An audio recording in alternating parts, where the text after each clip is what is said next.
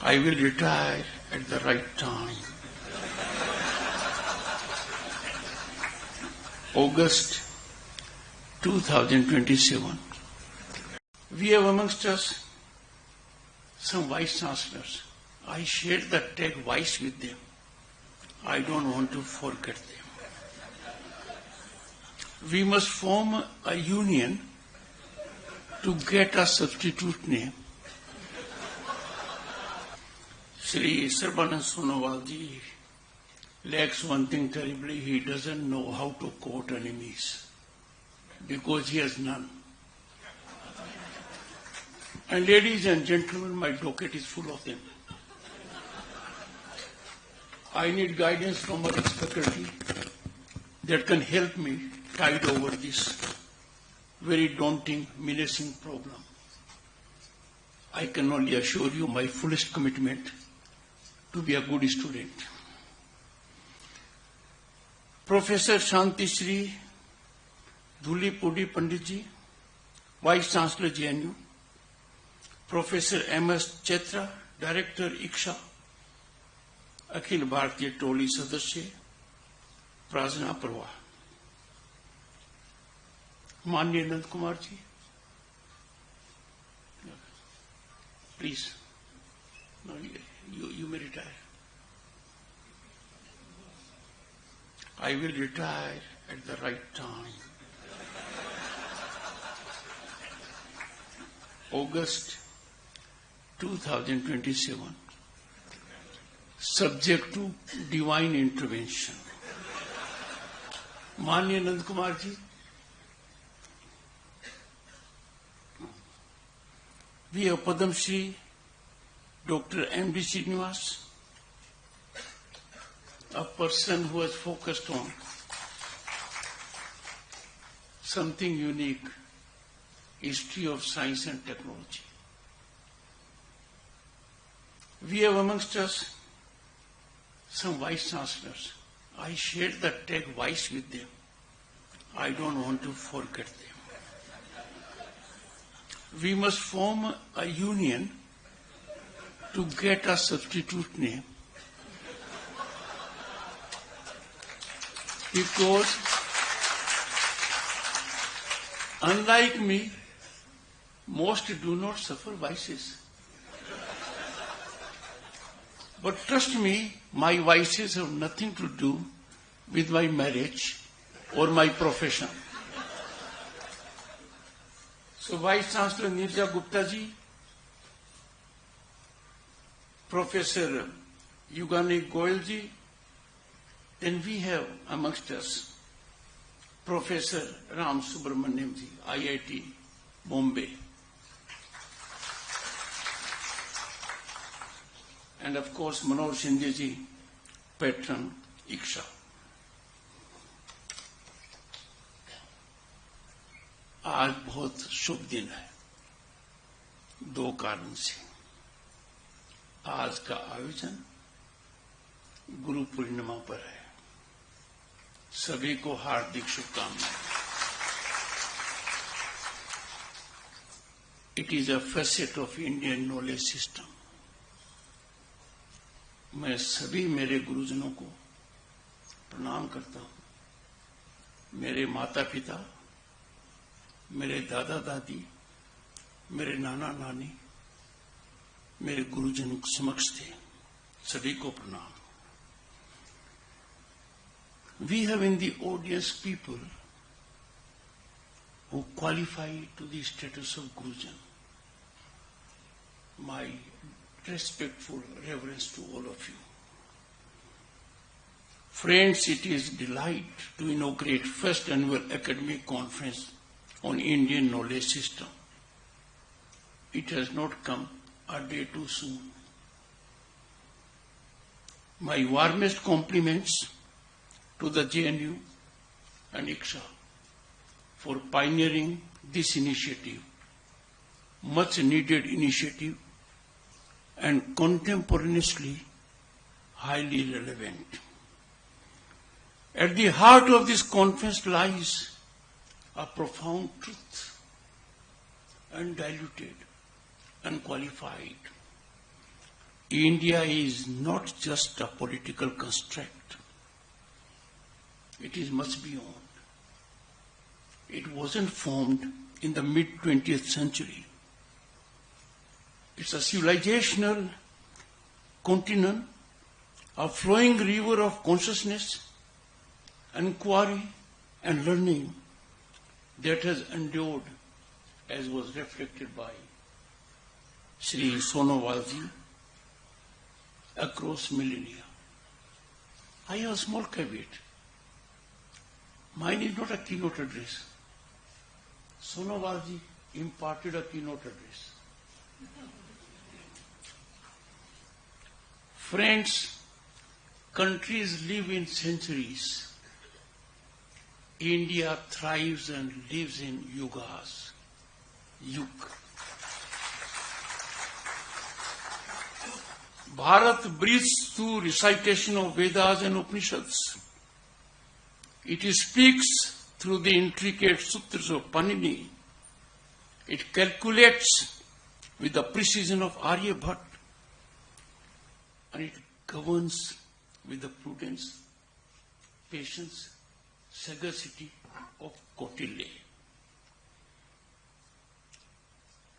India is unique in the world, on the planet.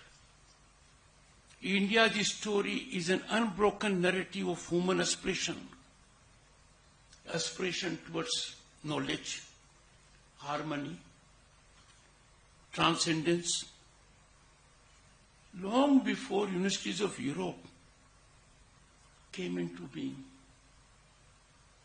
these universities began to stir. India had already established, much before, thriving centers of learning. Our ancient land was home to luminous centers of intellectual life.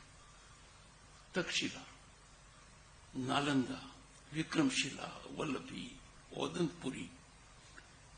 These were the towering citadels of knowledge. Their libraries were vast oceans of wisdom, housing tens and thousands of manuscripts. These were global universities where seekers came from lands near and far, from Korea and China, Tibet and Persia. These were spaces where the intellect of the world embraced the spirit of Bharat. That inclusivity which some try to teach us, they should be learning from us. India did not just teach. India welcomed, debated, exchanged, and inspired. Let me read out a quote from Max Muller's lecture to incoming British ICS officers because it bears relevance. I quote, "If I were asked under what sky the human mind has most full developed, some of its choicest gifts has most deeply pondered on the greatest problems of life and has found solutions of some of them which well deserve the attention even of those who have studied Plato and Kant, I should point to India," unquote.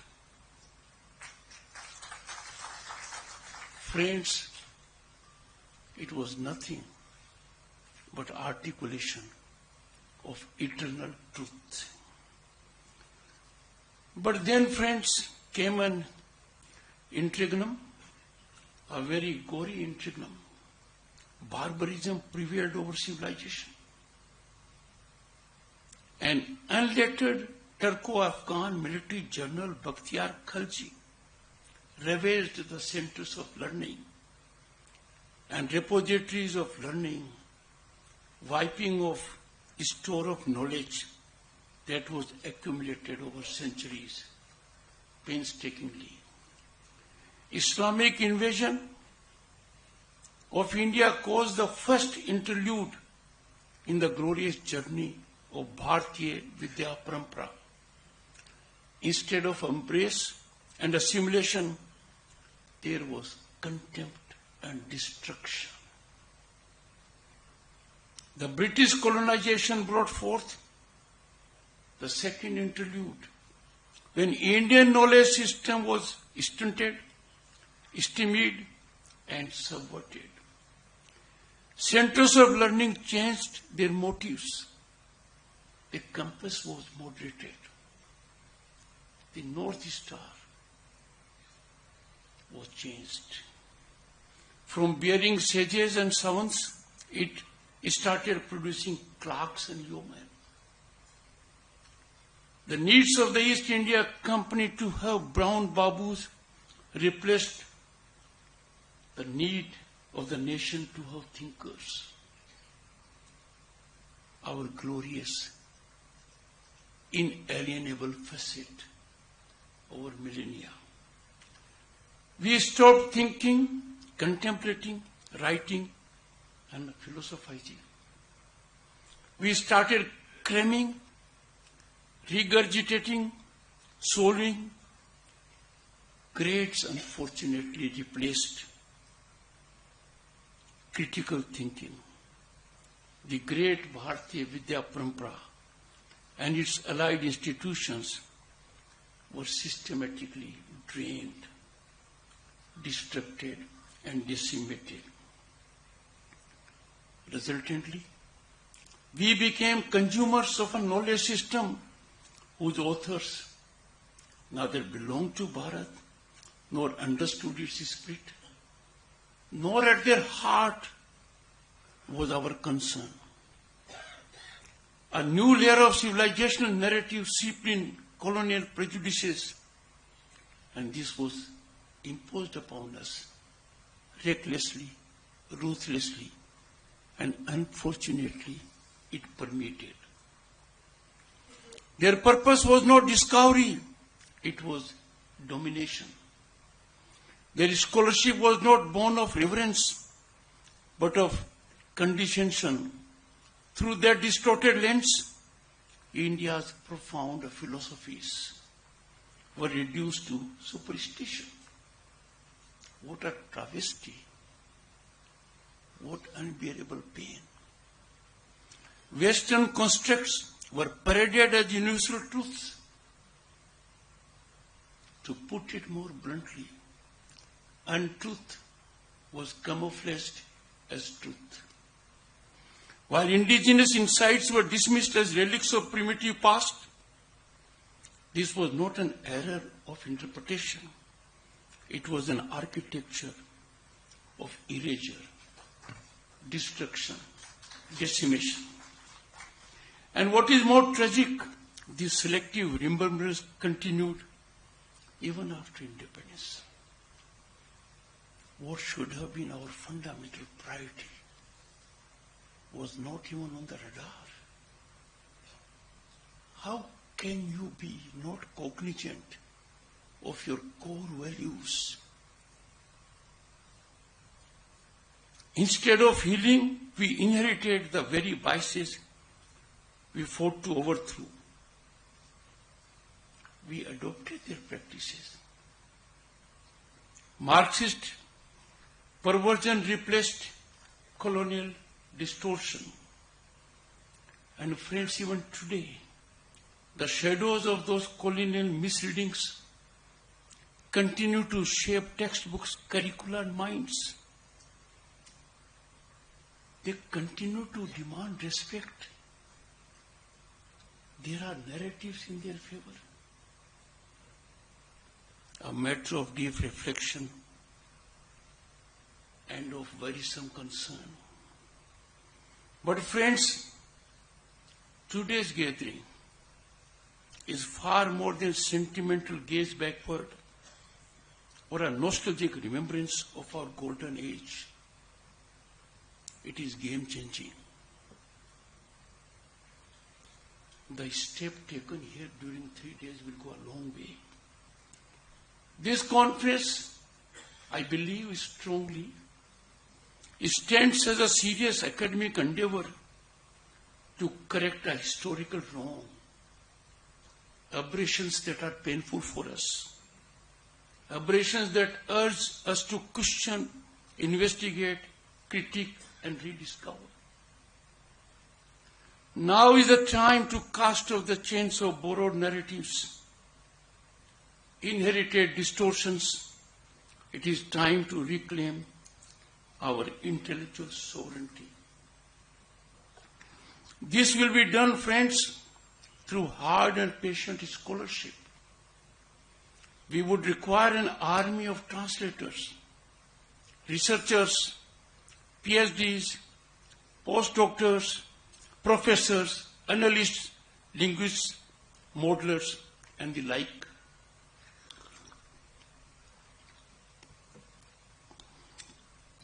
There is growing need, an urgent need, to bridge what is often seen as a divide between tradition and modernity. It doesn't exist. This divide is artificial and intellectually lazy. The wisdom of the past does not obstruct innovation. Rather, it inspires it. The metaphysical can speak to the material. Spiritual insight can coexist with scientific precision. But then you have to know what is spiritual insight. The Rig Veda hymns to the cosmos can find new relevance in the age of astrophysics. The Charak Samhita can be read alongside global debates on public health ethics. As we navigate a fractured world, we are stunned by global conflagrations. So we are faced with a fractured world, knowledge systems that have long reflected on the interplay between mind and matter, the individual and the cosmos. Duty and consequence become relevant and vital to shaping thoughtful, enduring responses. This can emanate only from this land for the benefit of the global community. India must not merely import global narratives. We do it thinking they are full of worth. It must contribute to shaping them. And that can only happen when we build an ecosystem that values and rigorously studies our own traditions. And for this, friends, we need universities like JNU to take the lead. Ma'am, congratulations. You must be laboratories of this great intellectual reinvigoration and ideation.